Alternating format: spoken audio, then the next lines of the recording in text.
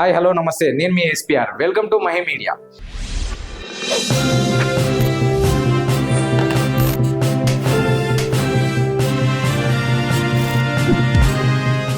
Mahi media వీక్షకులకు, మిత్రులకు, శ్రేయాభిలాషులకు, సోదర సోదరిమణులకు, బంధుమిత్రులకు ముందుగా రాఖీ పండుగ శుభాకాంక్షలు. జీవితంలోని కష్టాలనే కొండలు మరీ ఎత్తుగా మారి నన్ను ఇబ్బంది పెడుతుంటే నేను వాటిని ఒంటరిగా ఎక్కేందుకు ఆయాసపడే సమయంలో నా సోదరి నా చేయి పట్టుకొని వాటన్నిటినీ నేను ఒంటరిగా ఎక్కాల్సిన అవసరం లేదని గుర్తు చేస్తుంది. రక్షాబంధన్. రక్ష అంటే రక్షించడం, బంధన్ అంటే సూత్రం కట్టడం అని అర్థం.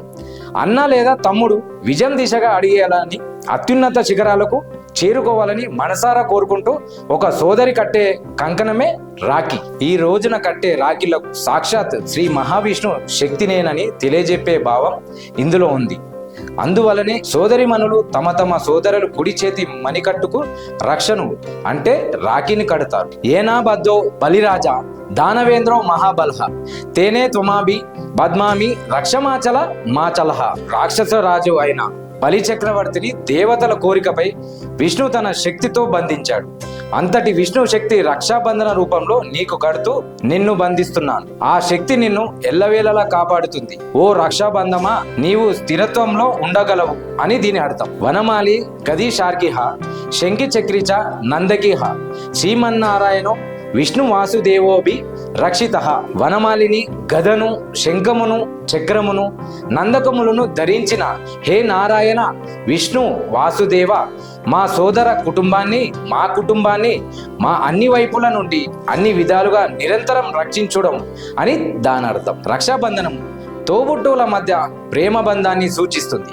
మనందరికీ మన తోబుట్టువులను రాఖీ కట్టడానికి ఎంతో ఆతృతగా ఎదురు చూస్తూ ఉంటారు.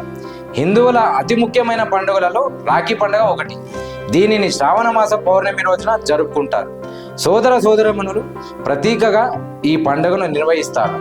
ఈ రోజున సోదరిమణులు సోదరులకు రాఖీ కట్టే వారికి దీర్ఘాయుషు కోసం ప్రార్థిస్తారు. వారి ఆశీస్సులు తీసుకుంటారు. సోదరి చేత సోదరుడు రాఖీ కట్టించుకోవడం ఎన్నో జన్మల పుణ్యఫలం అని పెద్దలు చెబుతూ ఉంటారు. పెద్దల మాట తూచ తప్పకుండా పాటించాలి. పెద్దల ఆశీర్వాదం పిల్లలకు శ్రీరామ రక్ష అవుతుంది. సోదరుడు ఉన్నత స్థితికి చేరాలంటే ఎల్లవేళలా తమ ఆప్యాయత అనురాగాలతో నిలిచి ఉండాలని, అలాగే రాఖీ కడుతున్న సోదరికి తాను ఎల్లప్పుడూ రక్షగా ఉంటానని సోదరుడు పలికే అమృత వాక్యాలు రాఖీ పండుగ గొప్పతనాన్ని తెలియజేసే పండుగ శ్రావణ పౌర్ణమి పండుగ.